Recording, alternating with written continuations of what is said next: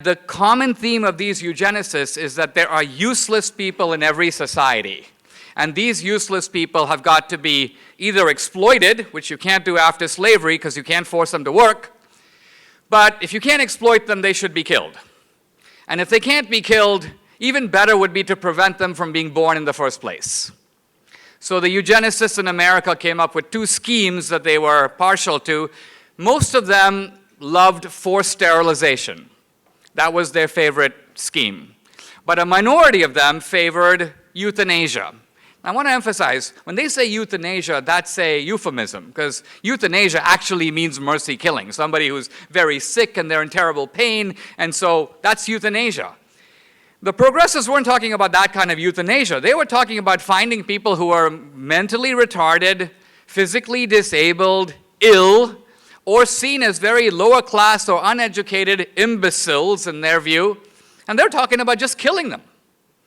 And one California geneticist, Paul Popenoe, said, we need lethal chambers, his term, to execute these people because there are a lot of them. You can't kill them one by one. We need to kill them in chambers in which they are basically gassed. Now, this idea reached the eugenicists in Nazi Germany. And they were like, this is great. So in 1933, the Nazis implemented forced sterilization. Hundreds of thousands of people were forcibly sterilized. And then they implemented euthanasia, gas chambers with carbon monoxide gas. This became the actual model for Hitler's final solution. The final solution, when the death camps used both carbon monoxide and Zyklon B gas, they were nothing more than an expansion of the euthanasia program. And the same personnel who had been gassing people in the euthanasia camps were transferred to now to Auschwitz and places like that to administer the final solution to the Jews.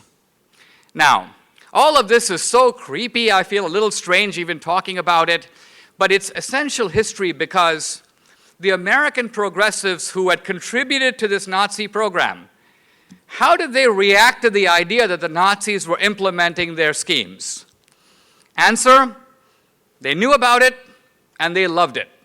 They congratulated each other on their influence in shaping the German program. Margaret Sanger was going around in the 30s giving speeches about how the Germans are getting ahead of us. They're actually they're more progressive than we are. We need to copy them.